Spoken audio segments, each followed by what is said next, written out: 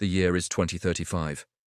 You're an American tourist in Europe, doing what travelers have done for centuries, moving effortlessly between icons of civilization.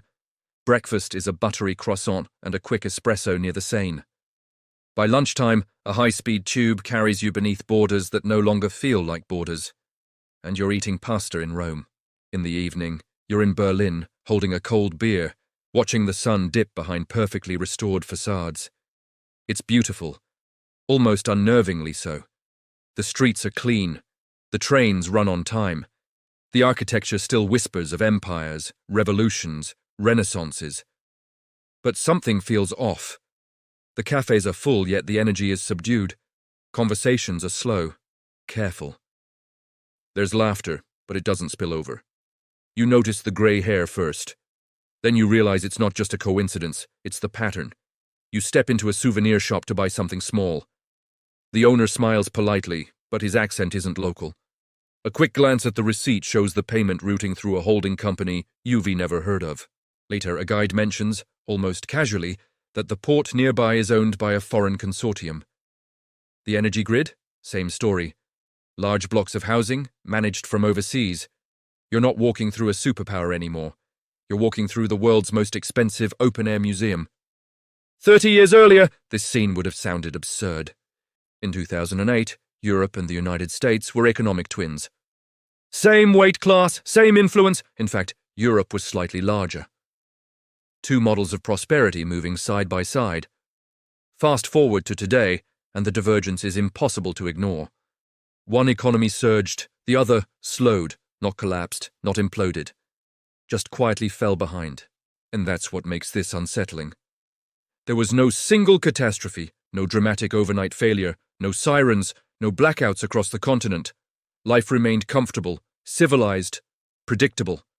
The decline, if that's the right word, arrived politely. This is where the story begins, not with rubble or panic, but with calm streets and balanced budgets that somehow stopped balancing the future.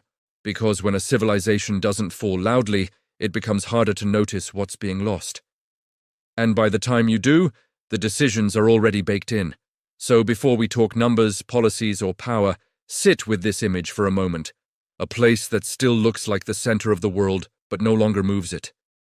Here is the core idea we're going to test, slowly and honestly, over the next half hour. Europe did not decline because of a single bad leader, a single crisis, or a single external enemy. It declined because it made a long series of decisions that were each defensible on their own, politically popular in the moment, and emotionally comforting to voters.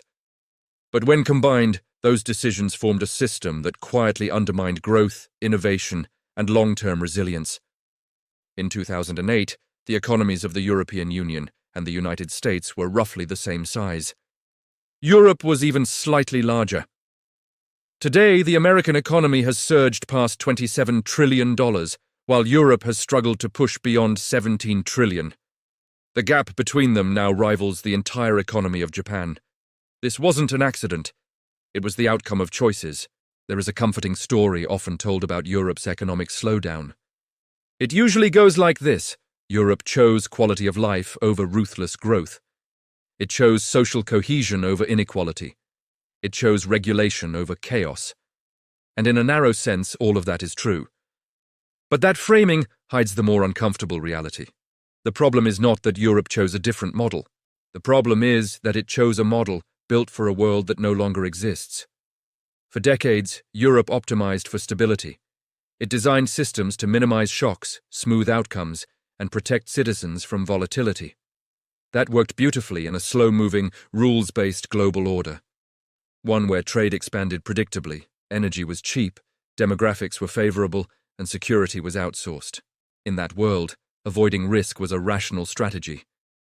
But systems that are designed to avoid risk also avoid upside. Here is the part that rarely gets said out loud. Europe didn't fall behind because it made bad choices. It fell behind because it kept making yesterday's smart choices in today's very different environment. Each decision made sense in isolation: protect workers, regulate markets, preserve benefits, reduce emissions, avoid disruptive change. No single vote destroyed the future. The damage came from accumulation. When growth slowed, Europe compensated with regulation instead of reform. When demographics worsened, it borrowed instead of restructuring. When innovation lagged, it managed risk instead of scaling ambition. Politically, this was rational. Voters rewarded calm, not transformation. Leaders learned quickly that proposing deep structural change was a career-ending move. So nothing dramatic happened. There was no moment where Europe failed. Life stayed comfortable, streets stayed safe, pensions kept arriving. And that's precisely why the system drifted for so long without resistance. A society can function, even feel prosperous, while quietly liquidating its future. You don't notice it in a single year. You notice it when a generation looks around and realizes the ceiling is lower than it used to be. To understand how that ceiling formed, we need to map the system itself, who benefits, who pays, and why the bill keeps getting deferred. Before we go any further, it helps to draw a simple map of how this system actually works. Not the idealized version, the real one. First, who makes the decisions? On paper, it's elected national governments and institutions in Brussels.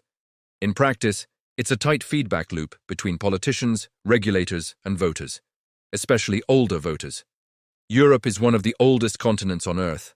In many countries, the median voter is closer to retirement than to their first job. That matters because political incentives follow demographics. Second, what is being protected? The answer is stability. Predictable pensions, strong labor protections, environmental safeguards, universal healthcare. These are not abstract ideals, they are tangible benefits that millions of people depend on every day. Touch them, even slightly, and you trigger immediate backlash. Any leader proposing reform isn't debating policy in theory, they re-threatening someone as lived reality. Third, why does this logic persist? Because it works in the short term. When growth slows, borrowing fills the gap. When industries struggle, subsidies soften the blow. When structural reform is painful, regulation delays the consequences. Each move buys time. Each move avoids conflict. And each move is rewarded at the ballot box. Now comes the uncomfortable part. Who pays? The bill doesn't arrive all at once. It's distributed quietly across groups with the least political power. Younger workers face higher taxes and fewer opportunities. Entrepreneurs face fragmented markets and compliance costs. Consumers pay through higher energy prices and slower wage growth. Future taxpayers inherit debt without having voted for it. This is the core asymmetry. The people who benefit most from the current system are the most likely to vote. The people who bear the long-term costs are the least likely to shape policy. That imbalance doesn't require corruption to function. It emerges naturally from demographics and incentives, and importantly, no one in this system feels like the villain. Politicians are responding to voters. Voters are protecting what they earned. Regulators are enforcing mandates they were given. Each actor is behaving rationally within their role. But when rational behavior compounds inside a closed loop, the outcome can still be destructive. Once you see the map clearly, the next step is unavoidable. You stop asking whether Europe made a mistake and start asking where the pressure points actually are. Because when systems break, they rarely do so evenly. They fracture along predictable fault lines. And that brings us to the first crack in the foundation.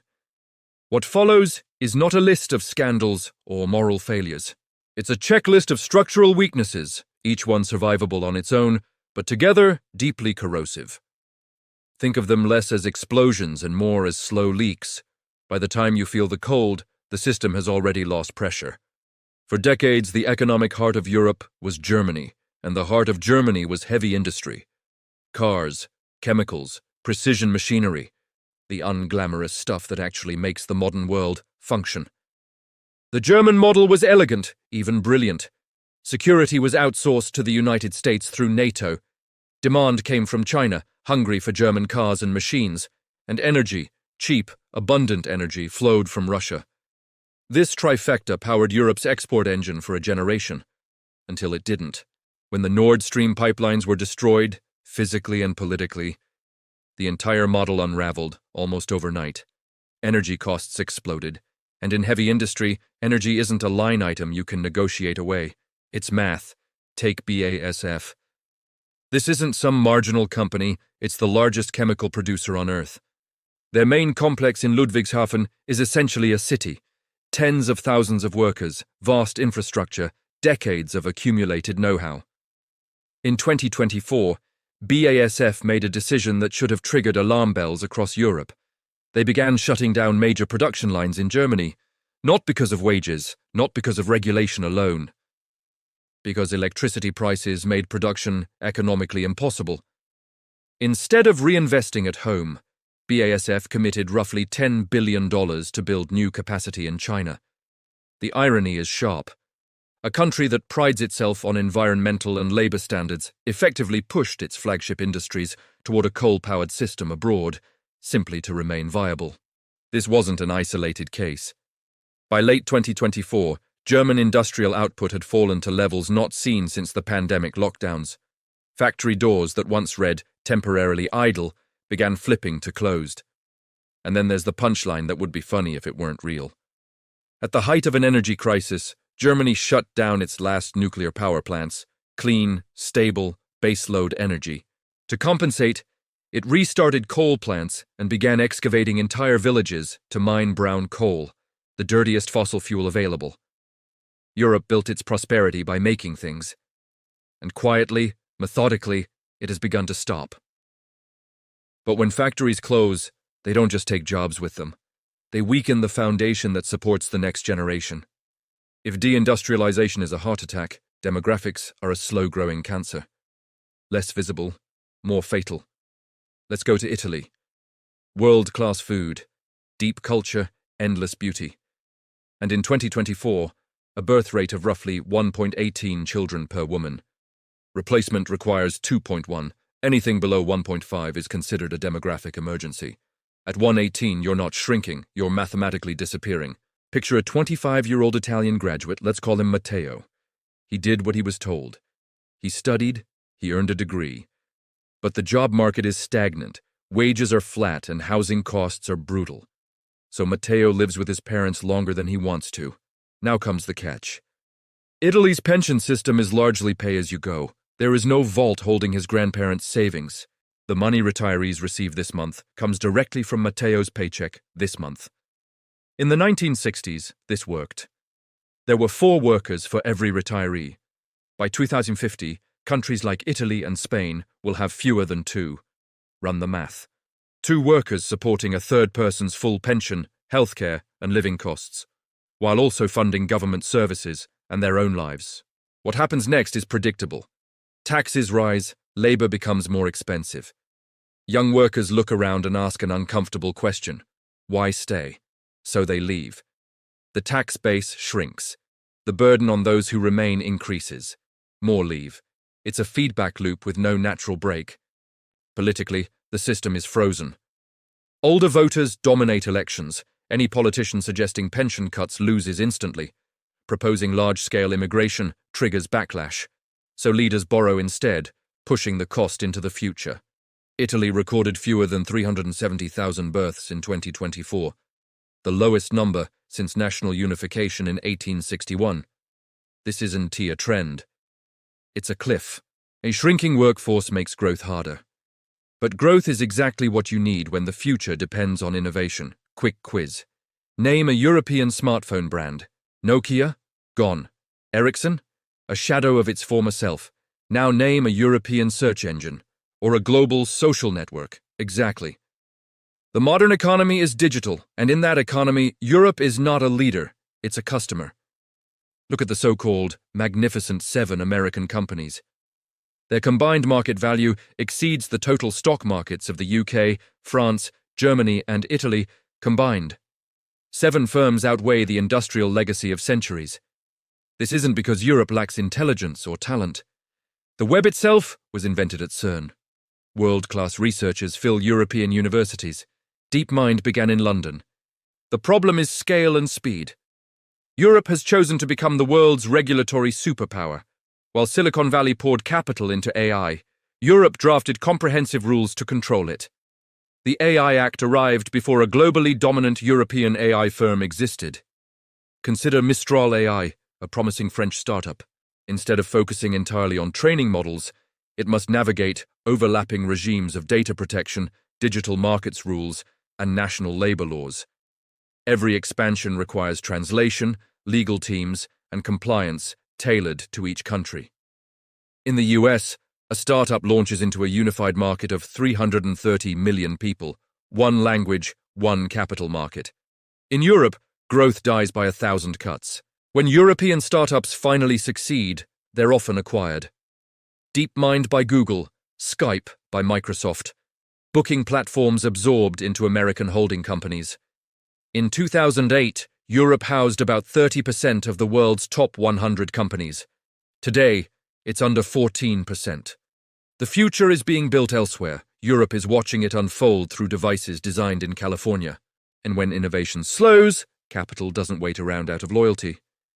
If you want the truth about an economy, ignore speeches, follow the money. Americans invest. Roughly 58% of households own stocks. In Germany, it's closer to 18%. Europeans save. They keep money in low-yield accounts or property, safe, stable, unproductive. That cultural difference matters. Companies grow where capital is abundant and patient. In Europe, banks demand collateral. Venture capital is cautious and fragmented. Raise $100 million for a risky idea, and the easiest answer is to go to New York. That's why ARM, a British jewel of chip design, chose to list on NASDAQ instead of London. Spotify trades in New York. BioNTech trades in New York. Even Birkenstock did the same. This creates a vicious loop. European savings flow into American markets. American markets grow faster. European companies follow the capital. Europe funds innovation abroad and buys it back later. Even Norway AS Sovereign Wealth Fund, the largest pool of capital on the continent, allocates most of its equity exposure to the United States. Money isn't sentimental. It moves toward depth, liquidity, and returns. And when capital leaves, the cost of energy becomes the final straw. Energy is the master resource. It's the currency of physics. If energy is cheap, societies flourish. If it's expensive, everything becomes harder. Europe led the world in the green transition. Emissions fell. That part is real. But the path chosen was economically fragile. The strategy was simple. Shut down nuclear, ban fracking, build wind and solar, use cheap Russian gas as backup. One assumption held it together, that Russian gas would always flow. When that assumption failed, energy prices exploded. In 2023 and 2024, European industrial electricity costs were 3 to 4 times higher than in the US and China. American factories benefited from abundant domestic gas. European factories paid global spot prices for liquefied gas shipped by tanker. You can't compete under those conditions. Efficiency doesn't matter when your input costs triple.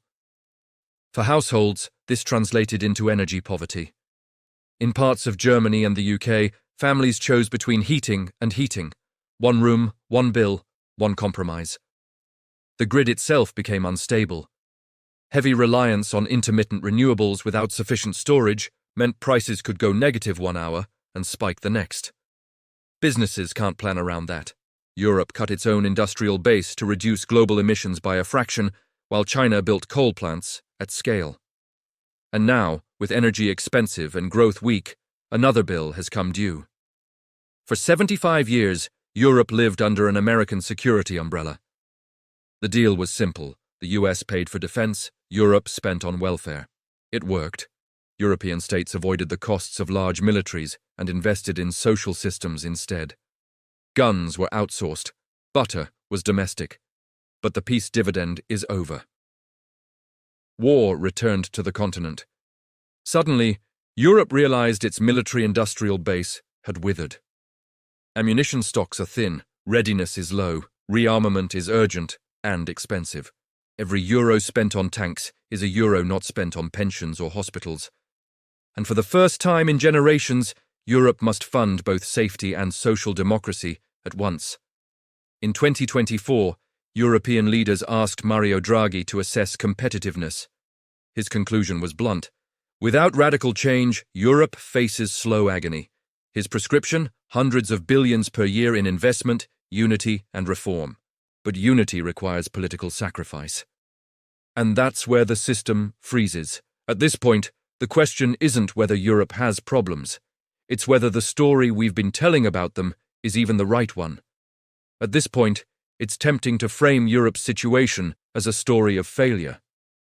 Bad leadership, poor planning, missed opportunities. But that interpretation is too easy and ultimately misleading. Europe's predicament isn't the result of incompetence, it's the result of coherence. For decades, Europe pursued a consistent vision of society. One that prioritized security over speed, fairness over disruption, and predictability over growth. Within that vision, many of the choices we've just examined weren't irrational at all. Strong labor protections reduced inequality. Environmental regulations improved quality of life. Welfare systems prevented social collapse. Energy transitions were morally motivated. Regulatory frameworks aimed to prevent the excesses seen elsewhere.